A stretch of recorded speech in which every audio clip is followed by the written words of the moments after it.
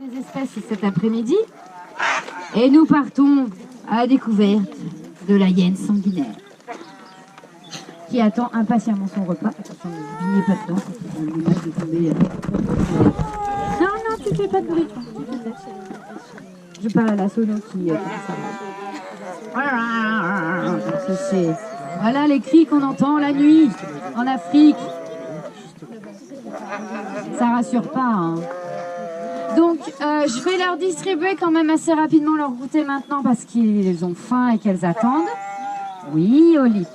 Et ensuite, je vous parle un petit peu plus de cette espèce dont la réputation précède un petit peu. C'est-à-dire qu'avant de voir la hyène, on connaît déjà la hyène. Hein, cet animal a une mâchoire puissante, mangeur de viande, parfois on dit chasseur assez cruel. Donc, pour ceux qui craignent tout ce qui est projection, je vous demande de reculer un petit peu. Pour ceux qui craignent un peu parfois la vue de certains liquides, bon, on peut aussi se pousser. Les enfants, on fait attention. Et puis après, bon, ça restera pas longtemps visible, donc ça risque d'être pas trop choquant. Donc, on fait très attention à ce qui va être donné.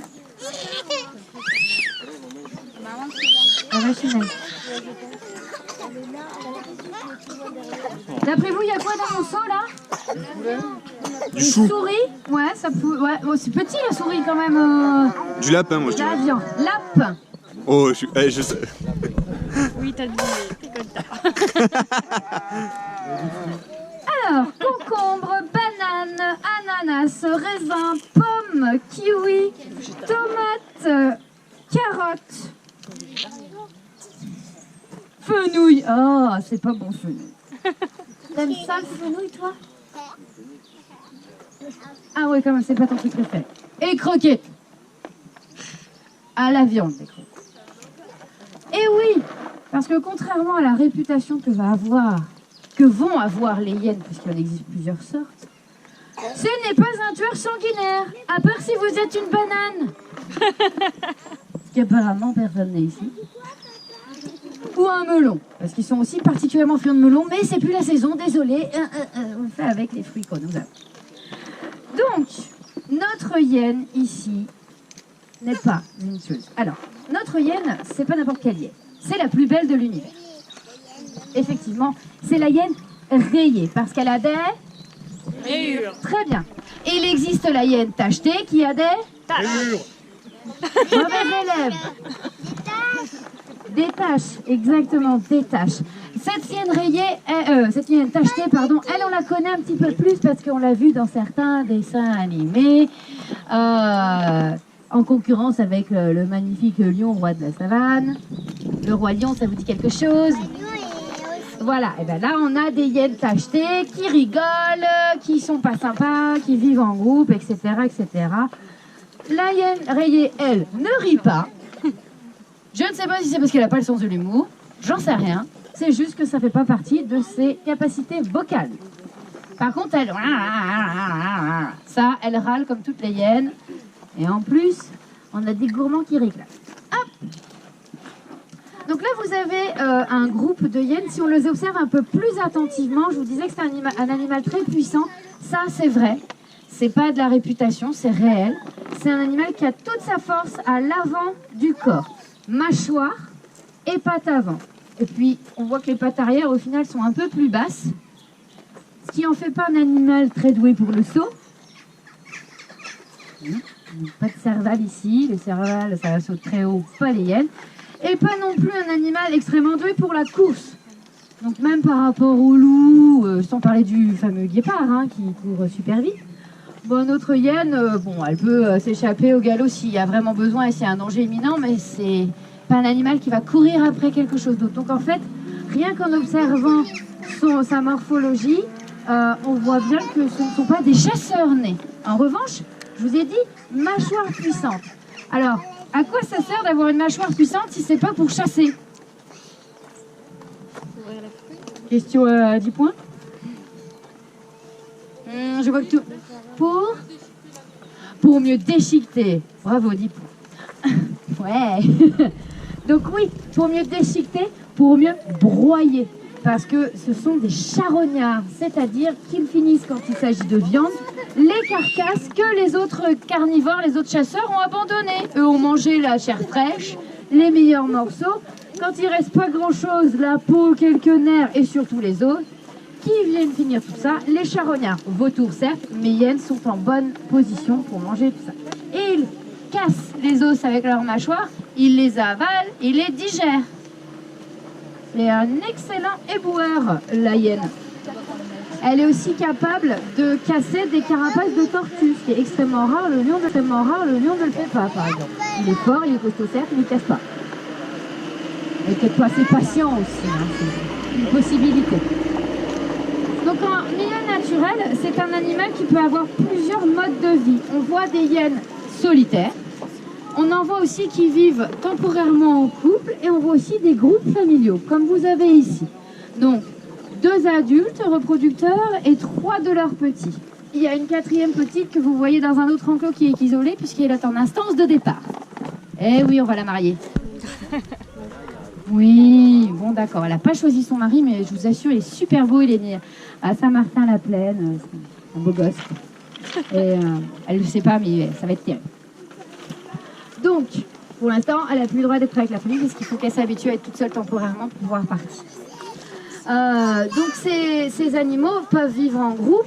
On peut même avoir 2 portées successives qui se superposent. C'est-à-dire que les petits ont bien grandi. Il est fort possible qu'une deuxième portée naisse au sein de ce groupe. S'il te plaît, va-t'en. Je n'ai aucune... Merci. Je suis désolée, Et mes guêpes, j'en peux plus. On en a eu tout l'été, j'en veux plus. Puis elles sont attirées par tout ce qui est sucre. Je continue à distribuer. Voilà, j'ai failli l'avoir. Voilà, donc on va vraiment avoir parfois des groupes familiaux qui peuvent être 7-8 individus avec des petits et des plus grands. Mais chacun, au bout d'un moment, va se disperser et partir faire sa vie, en tout cas trouver un autre congénère et former un autre couple et éventuellement un autre groupe familial. Ils vont passer une bonne partie de la journée et de la nuit, puisque c'est des animaux qui peuvent être à la fois diurnes et à la fois nocturnes, à chercher leur nourriture. Donc de façon opportuniste, hein, on se balade beaucoup, on voit ce que les autres ont laissé sur le chemin, et puis de temps en temps, on voit aussi ce que l'homme a laissé sur le chemin. Parce que, outre la nourriture naturelle, il se rapproche parfois des villes pour fouiller les poubelles.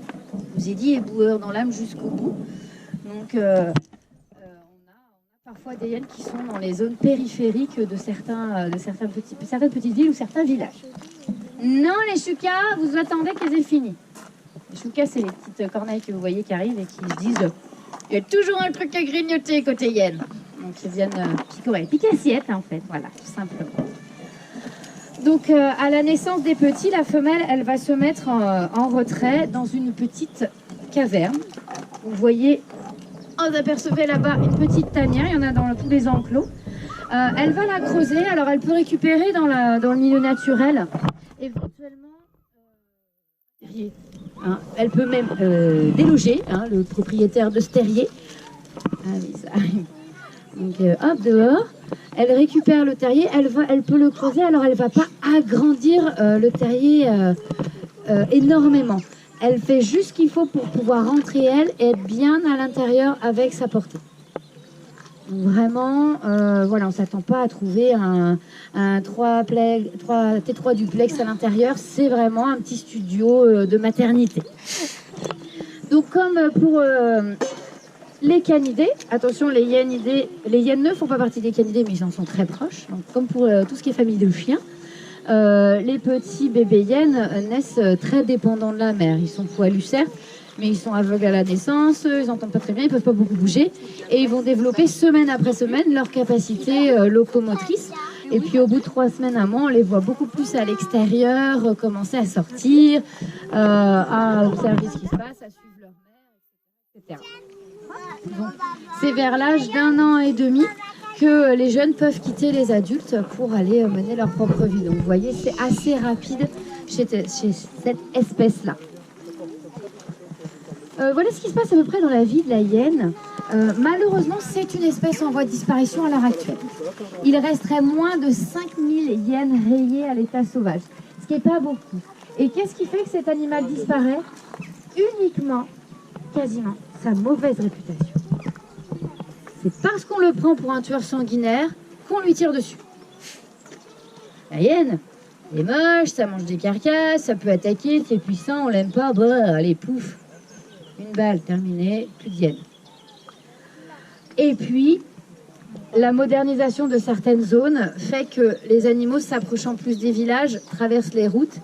Et ça, plus mauvaise réputation, égale le véhicule ne freine pas devant une hyène. Il freinera devant une petite biche ou un lapin innocent, mais pas devant la hyène. Donc que ce soit en Afrique, on la retrouve majoritairement, et puis parfois un peu en Asie de l'Ouest, voilà, on a des pertes assez régulières de hyènes qui se font renverser par les voitures. Donc c'est assez dramatique parce que techniquement, elle a un rôle écologique majeur dans l'environnement. Elle supprime les restes de carcasses, ce qui veut dire qu'elle limite les risques de pandémie, donc de développement de champignons, virus, bactéries qui pourraient contaminer des troupeaux d'herbivores ou autres, en tout cas de contaminer le sol. Et comme le sol est contaminé, le végétal est contaminé, celui qui mange le végétal aussi, etc. etc. C'est la chaîne alimentaire, mais dans la version pas mince. Dommage, on a une chaîne alimentaire.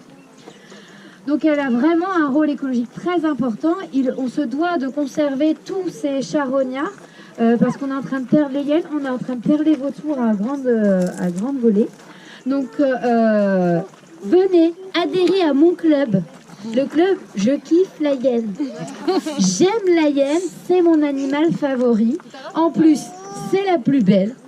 Enfin, en toute objectivité, c'est l'animal, l'un des plus beaux carnivores qu'on a ici. Et de toutes les hyènes, c'est la plus belle des hyènes. Donc n'hésitez pas, portez ce message d'amour de cet animal parce qu'elle n'a pas besoin d'argent. Elle n'a pas besoin de zone de territoire particulier. Elle a besoin qu'on l'aime. C'est tout. Et de cet amour-là viendra la préservation. Donc aimez-la. Et je terminerai là-dessus ce rendez-vous. Merci pour votre attention. Très belle fin de journée à vous. Et puis pour les courageux qui restent encore et qui me suivent jusqu'au bout, on ira voir la girafe dans quelques minutes. J'ai déjà ce qu'il faut, mais je vais aller nourrir mademoiselle qui attend son prince charmant tout là-bas. Donc je vais lui donner à manger aussi. À droite, salle de fruits de l'après-midi. Voilà, merci à vous tous et très belle fin de journée.